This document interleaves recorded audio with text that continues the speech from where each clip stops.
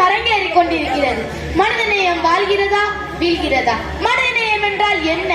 மனிதனை மனிதனாக மதித்து சக மனிதர்களோடு சகோதர வாஞ்சையுடன் சங்கமித்து எல்லாருக்கும் வழங்கி எல்லோருக்கும் இணங்கி ஒருத்தருக்கு ஒருத்தர் உதவி வாழ்வதுதான் மனிதநேயம்.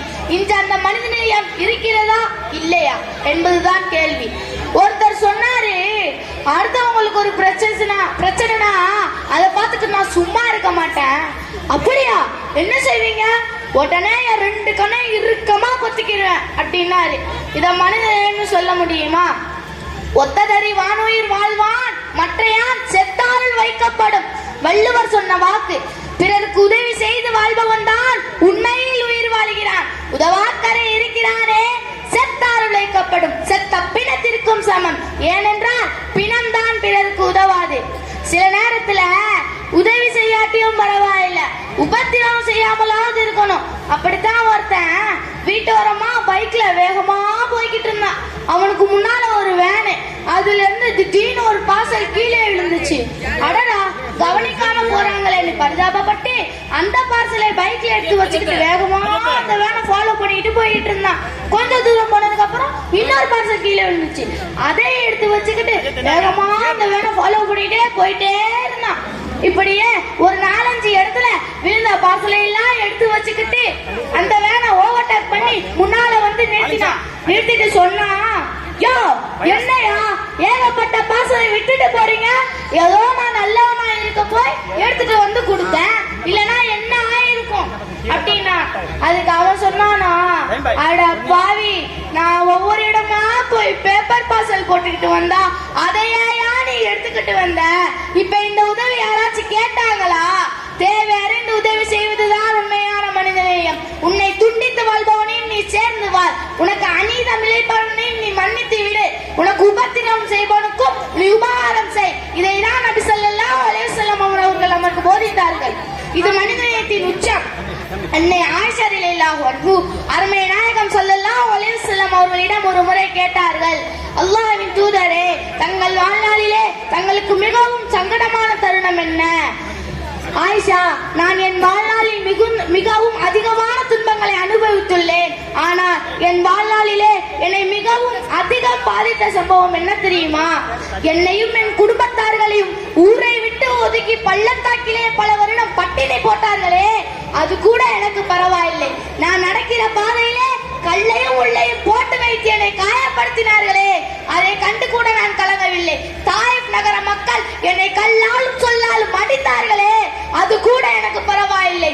ஆனால் அந்த தாயிப் நகர மக்களை 2 மலைகளுக்கு நடுவே வச்சு நசுக்கட்டுமா என்று ஒரு வானவர் கேட்டாரே, அதுதான் என்னால் தாங்கிக் கொள்ள முடியவில்லை. நான் பதறினேன். வேண்டாம், அந்த மக்களை அழிக்க வேண்டாம், பாவம், அவர்கள் அறியாமல் செய்கிறார்கள் என்று அவர்களுக்காக மன்றாடினேன்.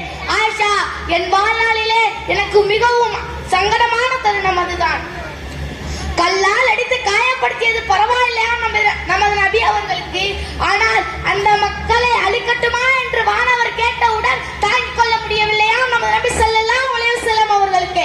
மாண்ட வரலாற்றில் இப்படிப்பட்ட ஒரு மனித நேயத்தை எங்காவது பார்த்திருக்கிறோமா? அன்னை தெரசா சமூக சேவைக்கென்றே பிறந்த பெண்மணி. ஒரு முறை அன்னை தெரசா அவர் ஒரு செல்வந்தனிடம் ஏழைகளுக்காக நிதி கேட்டு கை நீட்டிய போது அந்த செல்வந்தன் கையிலே காரில் விழுந்தார். அன்னை தெரசா ஆத்திரப்படவில்லை. அமைதியாக அந்த கரத்தை மடக்கி வைத்துக் கொண்டு மற்றொரு கரத்தை நீட்டி, எனக்கு எச்சில் தந்தாய், ஏற்றுக்கொண்டேன், ஏழைகளுக்கு என்ன தர போகிறாய்? அந்த செல்வந்தன் அதிசயமாய் பார்த்தான். இப்படியும் ஒரு பெண்மணியா? அருமையானவர்களே, இப்படி மனிதநேயத்தோடு வாழ்ந்துவிட்டு சென்றார்கள் என்பதற்காக வரலாற்றிலிருந்து எடுத்துக்காட்டுகளை எடுத்து வைக்கிற அதே நேரத்தில் இன்று அந்த மனிதநேயம் நிதர்சனமாக இருக்கிறதா அல்லது இறக்கிறதா என்று பேசத்தான் இங்கு 4 பேர்களும் அமர்ந்திருக்கிறார்கள். முதலில் இவர்களை மோத விடுவோம், அப்புறம் ஒரு முடிவுக்கு வருவோம். சரியா? இப்ப மனிதநேயம் வாழ்கிறதே என்று வலியுறுத்தி பேச விடுகிறார் நம்ம கில்லாடி பேச்சாளர் கிஃபா பஷீரா.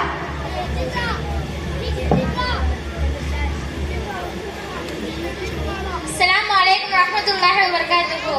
أعوذ بالله من الشيطان الرجيم. بسم الله الرحمن الرحيم. الحمد لله ونحمده ونصلي على رسول الكريم. أما بعد. இந்த உலகத்தில் மனிதநேயம் வாழ்கிறதா அல்லது வீழ்கிறதா என்றால் வாழ்கிறது என்பது உண்மையான தெளிந்த சிந்தனைக்குரிய ஒரு பதிலாக இருக்கிறது. இன்று உலக அளவில் ஆகஸ்ட் 19ஆம் தேதி வேர்ல்டு ஹியூமனிடேரியன் டே மனிதநேய தினமாக கொண்டாடப்படுகிறது. இந்த உலகில் மானுடம் இருக்கும் வரை மனிதநேயம் இருந்து கொண்டே இருக்கும். நற்கதை விளையும் களத்தில் கதிர்களுக்குள் இடையே கலைகள் இருப்பதை போல அந்த காலம் முதல் இந்த நவீன காலம் வரை மனித நேயத்திற்கு எதிரான நிகழ்வுகள் நடந்தாலும் மனிதநேயம் இன்னும் வாழ்ந்து கொண்டேதான் இருக்கிறது. இன்று பத்திரிகை துறையும் மீடியாக்களும் அங்கங்கே நடக்கின்ற மனித நேயத்திற்கு எதிரான நிகழ்வுகளை அதிகமாக சொல்வதால் மனிதநேயம் வீழ்ந்து விட்டது என மாய தோற்றம் ஏற்படுகிறதே தவிர மனிதநேயம் வீழ்ந்து விடவில்லை.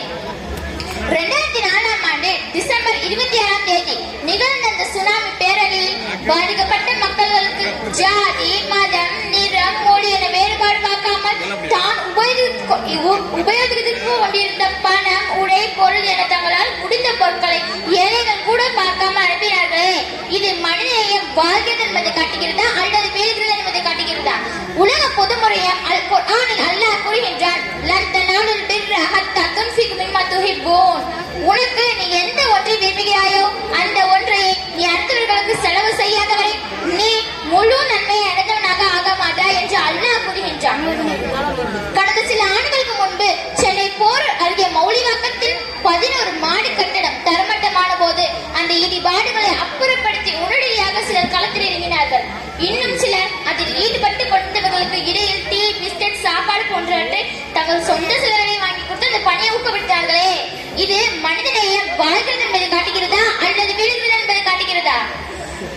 இலங்கை, பாலஸ்தீன் போன்ற பகுதிகளில் அப்பாவி பொதுமக்கள்கள், குழந்தைகள் தாக்கப்பட்டு கொல்லப்பட்ட போது முகம் பார்க்காத அவர்களுக்காக போரை நிறுத்தும்படி உலகில் பலரும் நோன்பு மாதத்தின் வெயில் கூட பார்க்காமல் மாற்று மத சகோதரர்கள் உட்பட பலரும் ஆர்ப்பாட்டம் செய்தார்களே, அநீதிக்கு எதிராக குரல் கொடுத்தார்களே, இது மனிதநேயம் வாழ்கிறது என்பதை காட்டுகிறதா அல்லது வீழ்கிறது என்பதை காட்டுகிறதா? உலக நவீன கண்டுபிடிப்புகளுக்கு சவால் விட்ட நிகழ்வான நமது மலேசியா திருநாட்டினுடைய விமானம் MH370 மாயமான பொழுது அதில் பயணித்தவர்கள் திரும்பி வருவதற்காக தங்கள் இறைவனிடம் அழுது கேட்டார்கள். பள்ளிவாசல்கள், கோவில்கள், சர்ச்களில் சிறப்பு பிரார்த்தனை நடைபெற்றதே, இது மனிதநேயம் வாழ்கிறது என்பதை காட்டுகிறதா அல்லது வீழ்கிறது என்பதை காட்டுகிறதா? உலக பணக்காரரின் ஒருவர் பில் கேட்ஸ். அவரிடத்தில் உங்களது ஆசைகள் என்னவென்று கேட்ட பொழுது மலேரியாவை ஒழிக்க வேண்டும், கல்வி சீரமைத்து ஏழை குழந்தைகளுக்கு கல்வி கிடைக்கும்படி செய்ய வேண்டும், உயிர் கொள்ளும் ஆயுதமான ரசாயன ஆயுதத்தை அழிக்க வேண்டும் என்று கூறினார்கள். அது மட்டுமல்லாமல் சீனாவை சேர்ந்த 88 வயதான தொழிலதிபர் பெண்ணியம் தனது 12,000 கோடி சொத்தை அறக்கட்டளைக்கு உயிர் எழுதி வைத்தார்களே, இது போன்ற நிகழ்வுகள் எல்லாம் மனிதநேயம் வாழ்கிறது என்பது காட்டுகிறதா அல்லது வீழ்கிறது என்பதை காட்டுகிறதா? தங்கள் குடும்பத்தினர் நன்றாக இருக்க வேண்டும் என்பதற்காக வெளிநாட்டில் பெற்றோர், மனைவி, மக்கள் என அனைவரையும் பிரிந்து தங்கள் சுகத்தை தியாகம் செய்து உழைத்து ஊருக்கு பணம் அனுப்பி கொண்டிருக்கும் ஆண்களை பார்த்தால் கூட தெரியவில்லை உங்களுக்கு மனிதநேயம் வாழ்கிறது என்பதை காட்டுகிறது. தமிழ்நாட்டில் வானொலியில் பணியாற்றிய தன் கட்சிகள் சுவாமிநாதன் தனது அனுபவத்தை கூறும்போது, ஒரு நாள் மாலை நேரத்தில் திருநெல்வேலி ஹைகோன் ஹாஸ்பிட்டல் தலைமை டாக்டர் போனில் அருகில் இருந்த பாளையங்கோட்டை வடமாநிலத்தவர்கள் வந்த சுற்றுலா பஸ்ஸும் லாரியும் நேருக்கு நேரே மோதி விபத்து நடந்துவிட்டது. அவர்களுக்கு உடனடியாக ரத்தம் தேவைப்படுகிறது, ரத்த தானம் கொடுப்பவர்கள் உடனடியாக ஆஸ்பத்திரிக்கு வர வேண்டும் என்று சொல்ல சொன்னார்கள். நாங்களும் வானொலியில் தொடர்ந்து அறிவு செய்தோம். சரியாக 20 நிமிடம் கழித்து மீண்டும் தலைமை டாக்டர் போன் செய்து, தயவு செய்து ரத்த தானம் கொடுக்க மேற்கொண்டு யாரும் வர வேண்டாம் என்று சொல்லுங்க, இங்க எங்களால் கூட்டத்தை கட்டுப்படுத்த முடியல என்று போன் வந்தது என்று தனது அனுபவத்தை கூறினார்கள். அது மட்டுமல்லாமல் தமிழ்நாட்டில் ஏற்பட்ட கஜா புயல் போன்ற எத்தனையோ இயற்கை சுற்றுகளால் பாதிக்கப்பட்ட மக்களுக்கு நமதூர் ஏற்காடியில் இருந்து மக்கள் முன்வந்து தாராளமாய் அற்பனை அள்ளி கொடுத்தார்கள். இதை வைத்து கூட அவங்களுக்கு தெரியவில்லை மனிதநேயம் வாழ்கிறதா வீழ்கிறதா என்று. இன்றெல்லாம் உலகில் பொது அறிவிப்பை கேட்டு பலரும் தொண்டு செய்ய வருகிறார்கள் என்றால் இவைகள் எல்லாம் மனிதநேயம் வீழவில்லை, வாழ்கிறது என்பதை தான் காட்டுகிறது. எனவே உலகில் எல்லா பகுதிகளிலும் உயரிய மாண்பாக மனிதநேயம் வாழ்கிறதே வாழ்கிறதே வாழ்கிறது என்று ஆணித்தரமாக அறிந்து கூறி விடைபெறுகிற. அஸ்ஸலாமு அலைக்கும். அடேங்கப்பா, சும்மா 5 நிமிஷத்துல அடிக்கிட்டு போயிருக்காரு.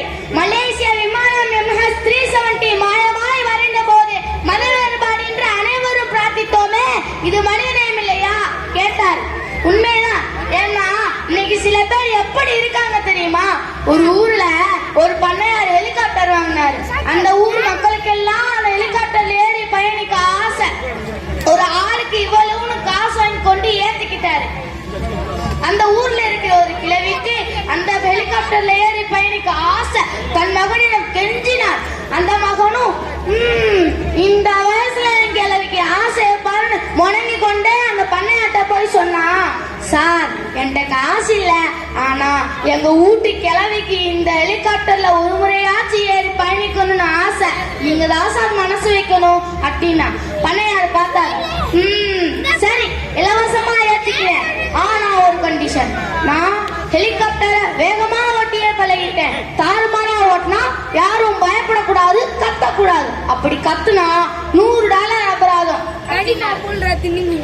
சரி, பண்ணையாரும் ஏத்துக்கிட்டாரு. அம்மாவும் மாவும் ஏறிக்கிட்டாங்க. அந்த பண்ணையார் தாறுமாறா ஓட்டுறாரு. கண்டத்துல குட்டிகள்லாம் அடிக்காரு. அப்புறம் பத்திரமா தர இருக்கிறார். சொன்னாரு, பரவாயில்லையே, யாரும் பயந்து கத்தலையே, வெரி குட் அப்படின்னாரு. அதுக்கு அவன் சொன்னானா, அட போங்க சார், நீங்க அந்த இடத்துல பல்ட்டி அடிக்கும் போதே எங்க அம்மா கீழே விழுந்துட்டாங்க. சத்தம் போட்டா அபராதம் கட்டணுமே, அதான் அமைதியா இருந்துட்டேன் அப்படின்னானா. $100 விட பெற்ற தாயின் உயிரை ரொம்ப மலிவா மதிக்கிற ஒரு சில மனிதர்கள் மேலே நாடுகள் இருக்கும் போது நம்ம இந்திய திருநாட்டில் அந்த விமானமும் பயணிகளும் பத்திரமாய் தரையிறங்க வேண்டும் என மனமுருகி வேண்டினோமே, இது மனநேயம் இல்லையா கேட்டார்.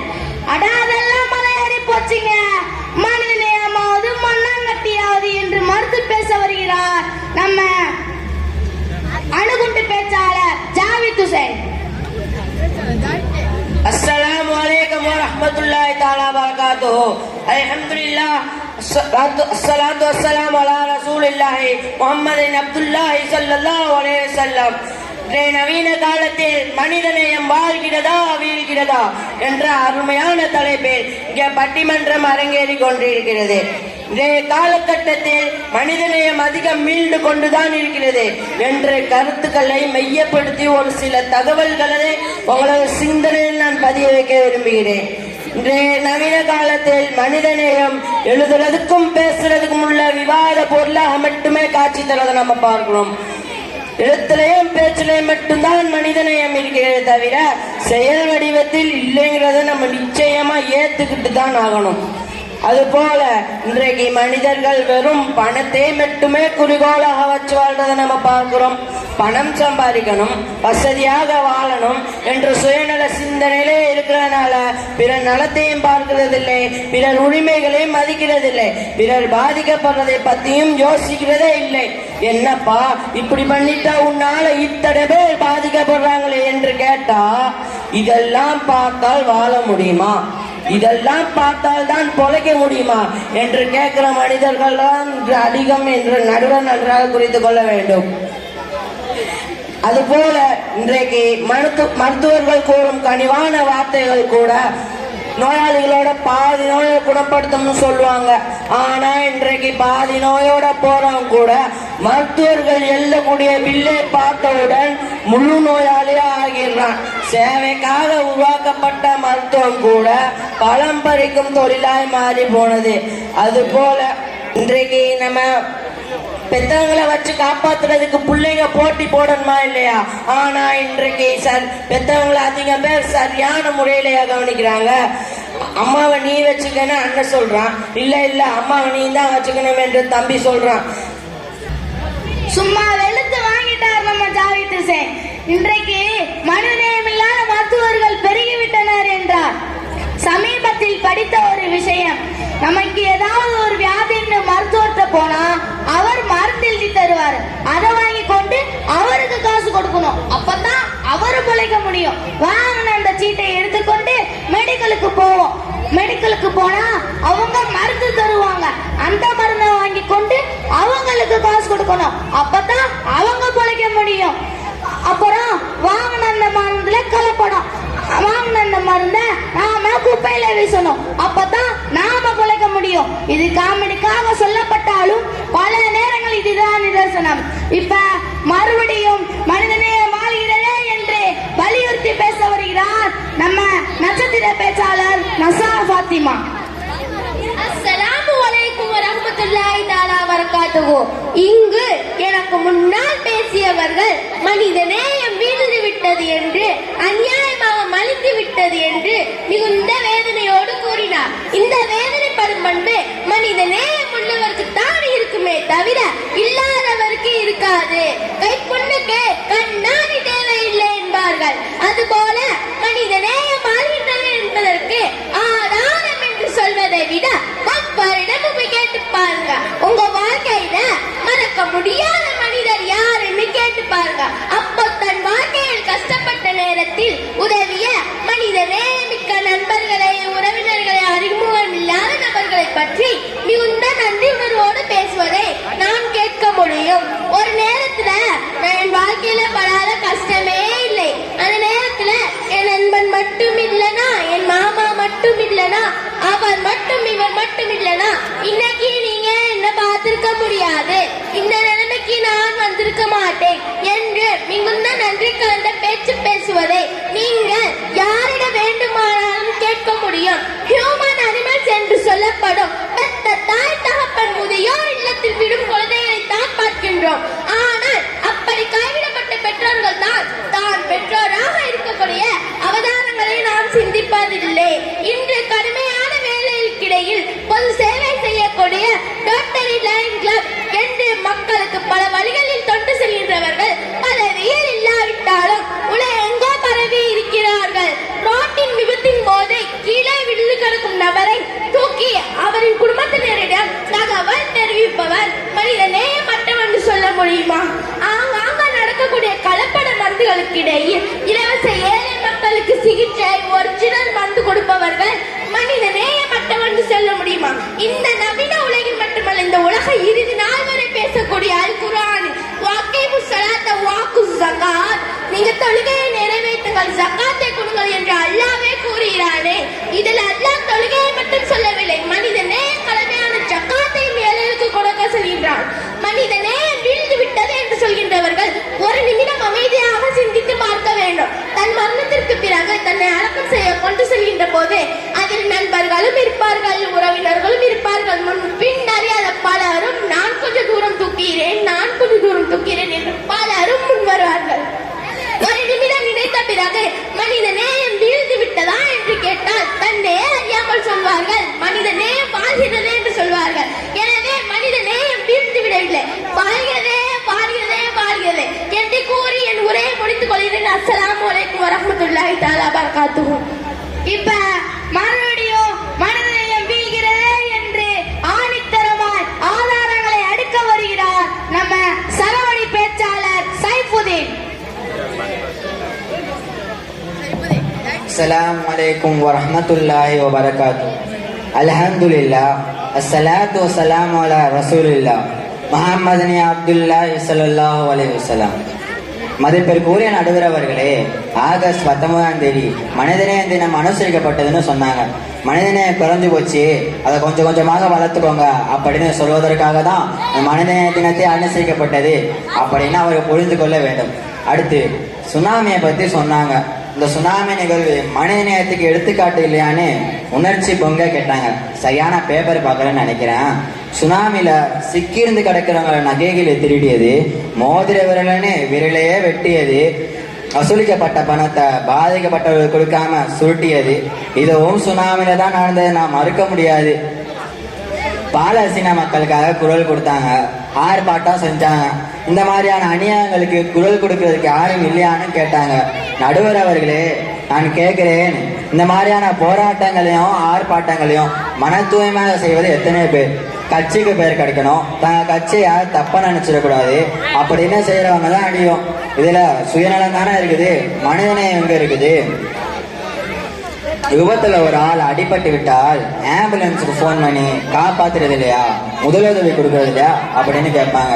நடுவர் அவர்களே, 108க்கு கால் பண்ணி காப்பாத்துறது ஒரு ஆள், ஆனா நம்மளுக்கு எதுக்கு இந்த வம்பு என்று ஒதுங்க போறவங்க 100 பேர். அடுத்து கலப்படத்தை பத்தி பேசி மனிதநேயம் வீழ்ந்து விட்டதுக்கு பாயிண்ட் சொல்லியிருக்காங்க. இறந்து போன 2 ஆவிகள் பேச கொண்டுச்சான். அதுல முதலாவது ஆவி விஷம் குடிச்சு சாகலான்னு நினைச்சேன், ஆனா அதுல கலப்பணம், அதனால நான் பிழைச்சிட்டேன். பின்ன நீ எப்படி இறந்து போனேன்னு 2வது ஆவி கேட்டுச்சு. காப்பாத்துறதுக்கு மருந்து கொடுத்தாங்க, அதுல கலப்பணம், அதை நான் பல இறந்துட்டேன் அப்படின்னு சொல்லுச்சு. சிரிப்புக்காக சொல்லப்பட்ட கதையானாலும் உண்மை இதுதான். இறந்து போன ஒருவனை எழுப்பி மனிதநேயம் வாழ்கிறதா வீழ்கிறதா என்று கேட்டால் மனிதநேயம் வாழ்ந்திருந்தா நான் வீழ்ந்திருக்க மாட்டேனே அப்படின்னு சொல்லுவான். இன்றைக்கு கொலைகள் தற்கொலைகள் நடப்பதற்கு மனிதநேயம் வீழ்ந்து விட்டதுக்கே அடையாளம்தான். நடுவர் அவர்களே, இன்னைக்கு உலகத்துல மனிதநேயமே இல்லைன்னு சொல்ல வரல. மனிதநேயம் 10% என்றால் மனிதநேயமற்ற செயல்கள் 90%. அந்த 10%ம் ஏதாவது சுயநலத்தோடு தான் நடக்குது. எனவே ஆழ்ந்த கவனத்தோடு இதன் உலகையும் அதன் போக்கையும் கண்டால் சில சமாச்சாரங்களை தவிர உண்மையான நிலையம் மலையேறி விட்டது என்றுதான் தோன்றும். எனவே இன்றைக்கு மனிதநேயம் வீழ்ந்து விட்டது என்று கூறுவதுதான் பொருத்தமாக இருக்கும் என்று கூறி விடை பெறுகிறேன். அஸ்ஸலாமு அலைக்கும் வரஹ்மத்துல்லாஹி வபரகாத்துஹு. மாஷா அல்லாஹ், மனிதநேயத்தை பத்தி விலாசி தள்ளிட்டாங்க 4 பேரும். இப்ப தீர்ப்பு சொல்லணும். பொதுவா பாத்தீங்கன்னா இன்னைக்கு மனிதநேயம் முற்றிலும் மாய்ந்து விட்டதா என்றால் இல்லை. சமீபத்தில் நடந்த சில விஷயங்கள் நம்மை மெய்சிலிருக்க வைக்கின்றன. ஹைதராபாத்தில் ஒரு விளையாட்டு மைதானம், அங்கு சிறுவர்களுக்கான ஒரு ஓட்டப்பந்தயம்.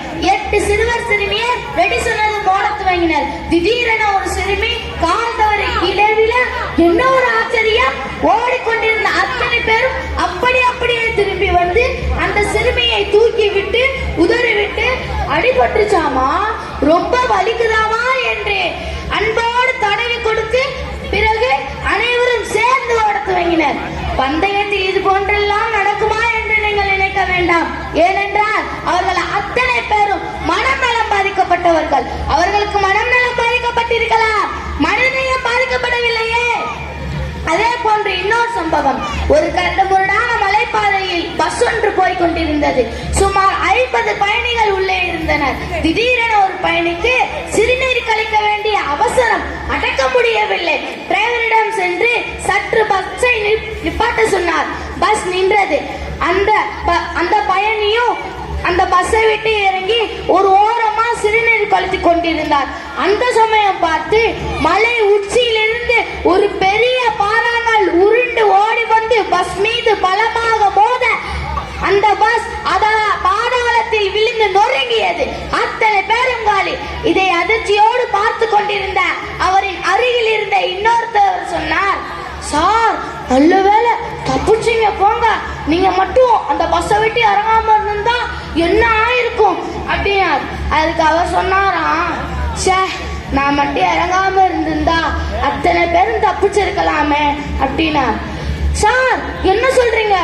ஆமா, எனக்காகத்தான் பஸ் நிறுத்தப்பட்டது. நான் மட்டும் இறங்காம இருந்திருந்தா அத்தனை பேரும் தப்பிச்சிருக்கலாம். அந்த பாறாங்கல் உருண்டு விழுகிற நொடியை பஸ் கடந்திருக்குமே என்று கூறி கை செய்தப்பட்டார். இந்த காலத்தில் இப்படியெல்லாம் யோசிக்கிறார்களா என்று நாம் யோசிக்கிறோம். ஆனால் இதெல்லாம் ஒரு பக்கம் இருந்தாலும் அங்கொன்றும் இங்கொன்றுமாய் நடந்து கொண்டிருக்கிற மனிதநேயம் மிக்க சம்பவங்களை வைத்து மனிதநேயம் முற்றிலும் வாழ்ந்து கொண்டேதான் இருக்கிறதா என்றால் என்றும் சொல்வதற்கில்லை. கொத்து கொத்தாய் குழந்தைகள் கொல்லப்படுகிற கொடூரம். கர்ப்பிணியின் வயிற்றை கிழித்து சிசுவை வெளியில் எடுத்து எரிகிற நெருப்பில் போட்டு எல்லையாடும் எத்தர்கள் கூட்டம். குழந்தை திருடர்கள், கிட்னி திருடர்கள் ஆதாயம் கிடைக்கும் என்றால் தன் கணக்கில் போலி மருந்துகளை மக்களின் தலையை கட்டும் கயவர்கள். பல பேர் தற்கொலை செய்து கொள்வார்களே என்ற பாவத்தின் பயம் இல்லாமல் பொது பணத்தை சுருட்டி கொண்டு ஓடும் பைனான்சியர்கள். இவர்கள் எல்லாம் இன்றைக்கு இல்லை என்று சொல்ல முடியுமா? செல்வாக்கில் உயர்ந்து நிற்கின்ற மேலை நாடுகள் தங்களின் தேவைக்கு போக தன் கணக்கில் பாலையும் மாவையும் கடலில் சென்று கொட்டுகிறார்கள். லாரி லாரியாக தக்காளிகளையும் திராட்சைகளையும் கொண்டு வந்து கொண்டாட்டம் என்ற பெயரில் எரிந்து விளையாடுகிறார்கள். உலகத்தில் கிடைக்கின்ற எல்லா பழங்களையும் ஓரிடத்தில் குமிட்டு வைத்து அதில் குரங்குகளை விட்டு அவற்றை நாசப்படுத்துவதை பார்த்து பூரைப்படைகின்றனர். உண்மையில் மனிதனையும் இருந்தால் இப்படி அவர்கள் செய்வார்களா? அறுபாடு பட்டாவது ஏழைகளுக்கு உணவளிக்காமல் இருப்பார்களா? இதனால் தான் அன்றைக்கே டயோஜனஸ் என்ற ஒரு ஞானி மக்கள் கூடியிருக்கும் ஒரு சந்தையிலே பட்ட பகலிலே கையிலே லாந்தர் விளக்கை ஏந்தி கொண்டு எதையோ தீவிரமாக தேடிக்கொண்டு அலைந்தார். அவரிடத்தில் கேட்டார்கள், எதை தேடுகிறீர்கள் என்று. அதற்கு அவர் சொன்ன பதில் என்ன தெரியுமா? மனிதனை தேடுகிறேன் என்றார். மனிதத்தன்மையும் மனிதநேயமும் உள்ள மனிதர்கள் குறைந்து கொண்டே வருகிறார்கள் என்பதுதான் இதன் பொருள். எனவே நாம் இறுதியாக சொல்வது இதுதான், மனிதநேயம் மடிந்து விட்டது என்று நான் கூறவில்லை, ஒடிந்து விட்டது என்பதுதான் உண்மை. ஒடிந்த அந்த மனிதநேயத்தை செப்பனிட்டு செம்மையாக்குவது காலத்தின் கட்டாயம் என கூறி இந்த பட்டிமன்றத்தை நிறைவு செய்கிறோம்.